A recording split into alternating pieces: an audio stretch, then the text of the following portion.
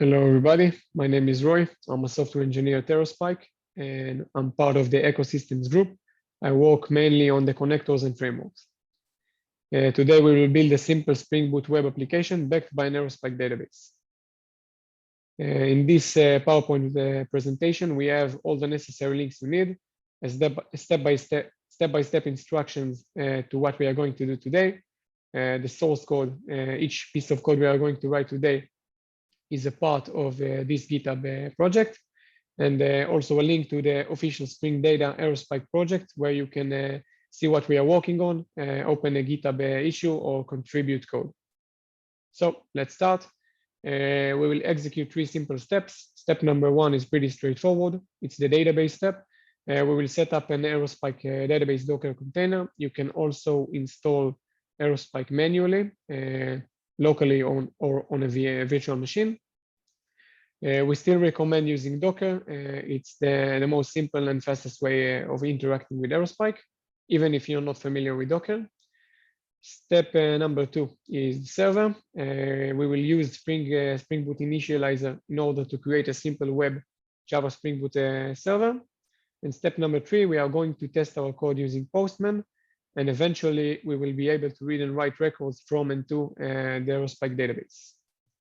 So let's start with step number 1, the database. Installing Docker. I already have Docker installed on my local laptop, so I just verify that I already have Docker by running docker ---- version. Great. Let's proceed to the next step. Pull the Aerospike Docker image. So you can go to the official Docker Hub Aerospike server Docker image and see the instructions there, but we are not doing anything fancy today. So we can just copy the commands I've listed here to pull and run our Docker container. So first, let's pull the Docker container, the latest version of the Docker image. I already have the latest version. Let's verify that by run Docker images. Yes, I already have the latest Docker image. Let's proceed to the next step. We can also see the Docker images on the Docker graphical user interface. By going to the images tab, you will see the latest image of Aerospike server here.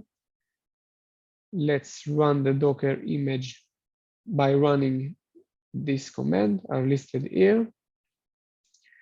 Let's just change the name of the Docker container because I think I already have a Docker container named Aerospike server. Let's change it to Aerospike live demo. Great. Let's see if we have the Docker container running. Yes, we have 2 seconds ago. Great. Let's proceed to the next step. We can also see it in the Docker graphical user interface as well under Containers tab with the name we choose for our Docker container and the image we choose to use of Aerospike server latest. Great. So this was step number 1, pretty easy. Let's proceed to this step number 2.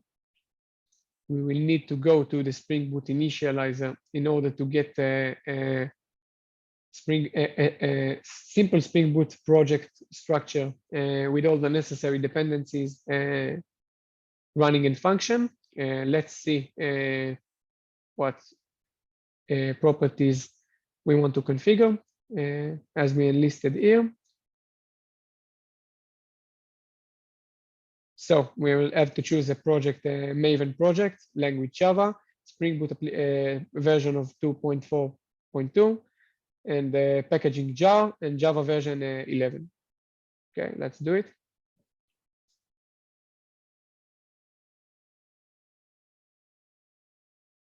Maven project, Java 2.4.4,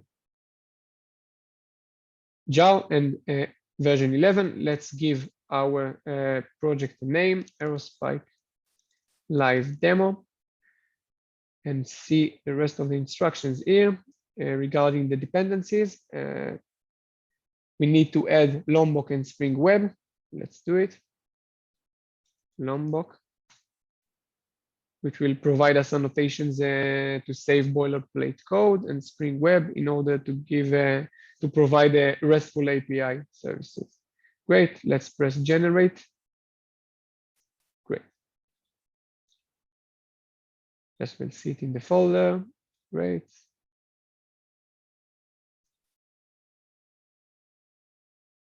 So once we press generate, we got a zip file containing all the necessary project files. We will need to unzip the file in the directory we want to contain our projects. And to open the project through our IDE, we will use JetBrains IntelliJ IDEA. Let's do it. I will copy the project to 1 second.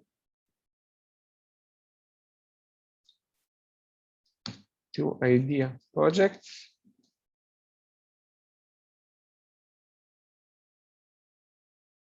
Great, just move it here and extract.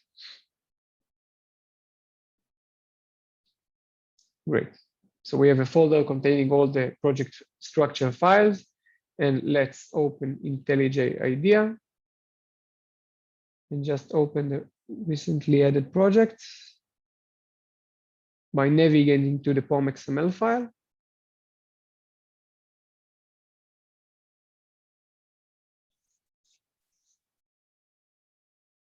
Give it a second.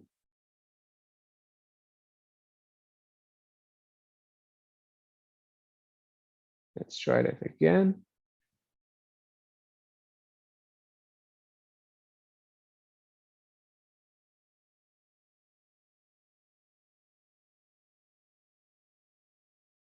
One second, open. Let's navigate to our live demo, POM XML, and press open.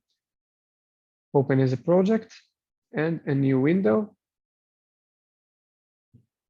Great. IntelliJ should recognize it's a Maven project. It did. Great.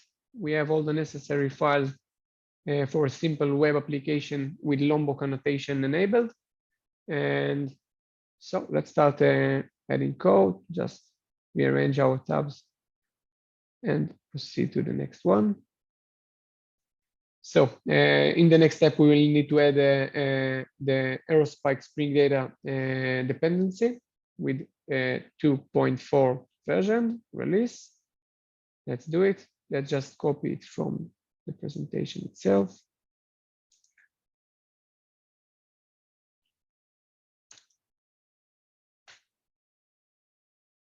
And select Maven reimport.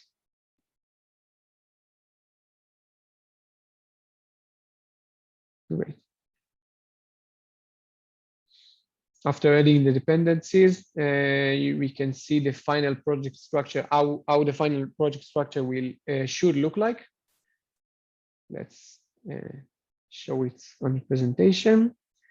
So we will have 5 packages: configuration package, controllers, objects, repositories, and services. We can see the importance of each package to our project. Configuration package allows us to create beans to interact with the Aerospike database. We will need to provide, of course, the host, the port, and the namespace in order to interact with the Aerospike database. We will provide it in the application properties files. The controllers package will provide us a RESTful API service that will later interact using Postman. And the objects package, we will define a user object that will represent a record in the Aerospike database. The repositories package is where the magic of Spring Data happens. By just extending an interface, it will provide us all the necessary commands to interact with the Aerospike using Spring Data infrastructure.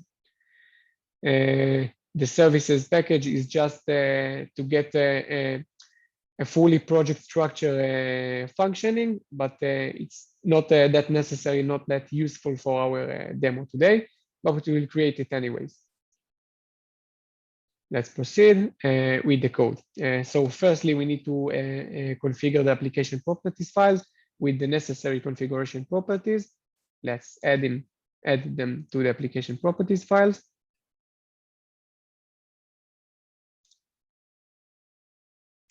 Great. And next thing we need to do is to create a configuration package along with two configuration classes. First class is going to be called Aerospike configuration properties. Let's do it. Create a package called configuration. And we will add a new class called Aerospike configuration properties. Let's take the entire code we have listed here of the Aerospike configuration properties, and we won't copy the entire thing because it points to a project with a different name, and we will need to change it if we copy it. So great, we finished with this class, and let's move on to the next class, the Aerospike configuration. Aerospike configuration, and let's copy the code, and we will explain everything, the responsibilities of each class. 1 second.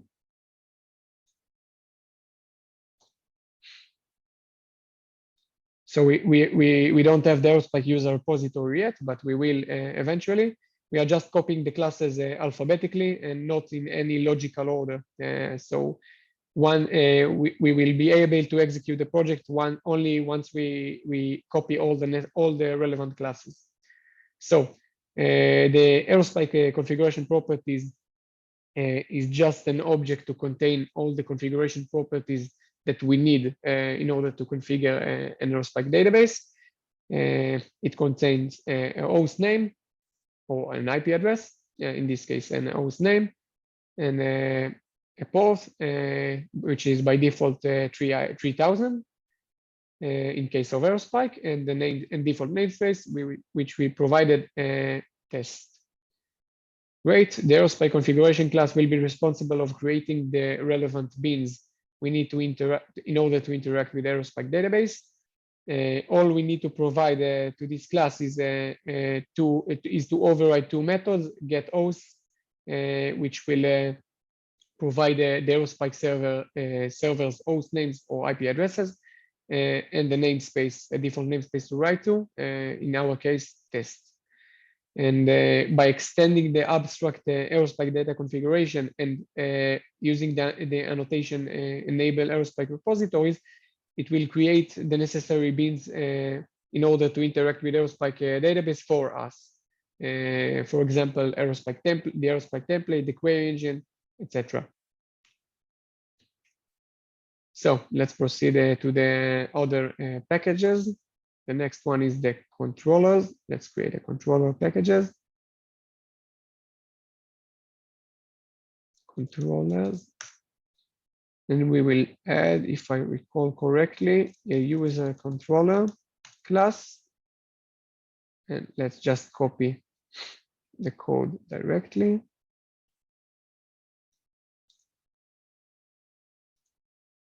Great. We don't have a user service yet, and we don't have a user object yet. So let's proceed. The user controllers will provide us the RESTful API capabilities in order to later interact using Postman to trigger a RESTful request, GET request, a POST request, and a DELETE request, which will later see, which will affect the Aerospike database records. Let's create an objects package with a new user object.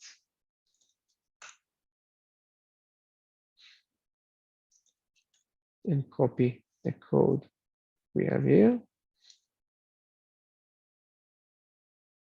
Great.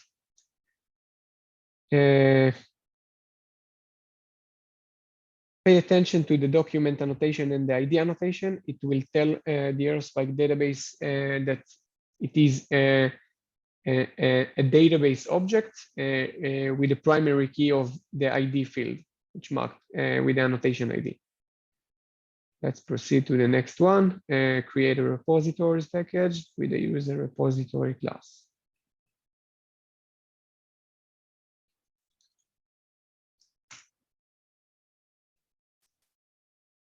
What was the name? Aerospike user repository. Let's copy the entire code without the package line. Great. So now we have the user object. We can just import it. Oh, the import is wrong. Let's delete it and re-import it. Great. Let's do the same for the configuration class. And we are still missing a user service, but we can import the user object. Let's remove the old one and import the current one. Great. So let's add the final one, I think, the services package. Yes, with the user service code. Let's copy it from the PowerPoint presentation. Oh, wait.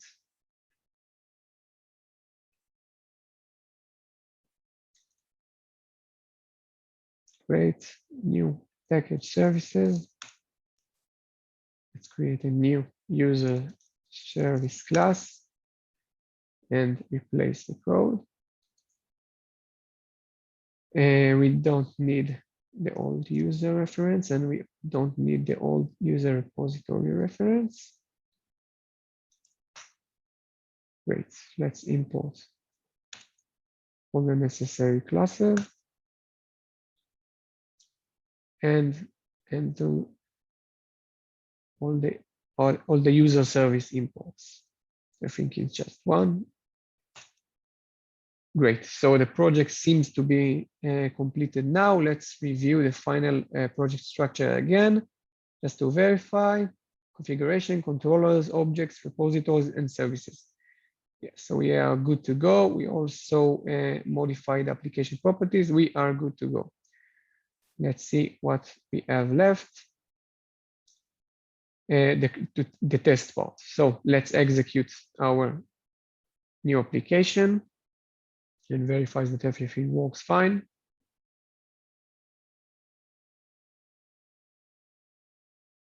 Great, everything working properly. And let's test our code using Postman. We run the application. We didn't receive any kind of error. And let's add a user using Postman. So I already have all the Postman requests right here, but let's create a new one just to see how simple it is. Live demo, add user.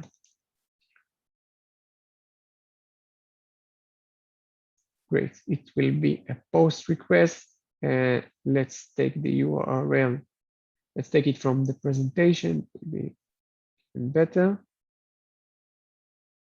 A post request with the following URL, and let's also configure the header section. Great, header section. We will need to choose what was the field name, content type, and application JSON. Content type, application JSON. Great. Let's add, I think we need to add a body here. Yes, we need to. That's the body. I think we can't copy it from here. Just copy it from the older one instead. Just take the category govern body. Choose row, copy the body, and think we are good to go and execute. Great. So it seems like everything is working. Let's connect and see if the record is in the Aerospike database. We can connect directly to the Aerospike container, choosing in the graphical user interface of the Docker, the CLI button.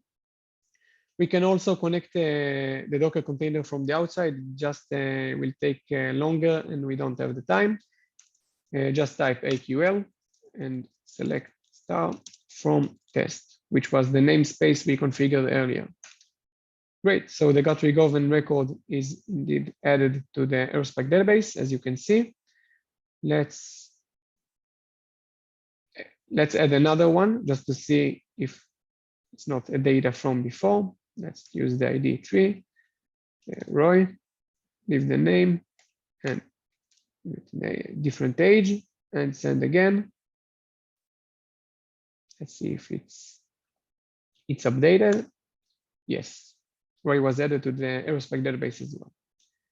Great, let's move forward with reading a user. Let's create a new GET request with this URL. So 1 second. A new GET request. I'm going to save it here. A new request, live demo, GET request. Save it to the same collection. A GET with the following URL. Same thing for the headers, and we don't need to supply a body for a GET request. So the header was content type application JSON.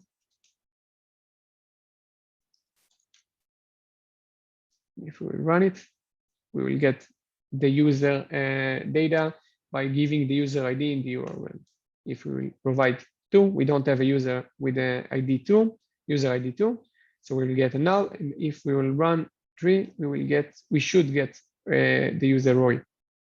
Great. So everything works. The adding part works. The reading part works.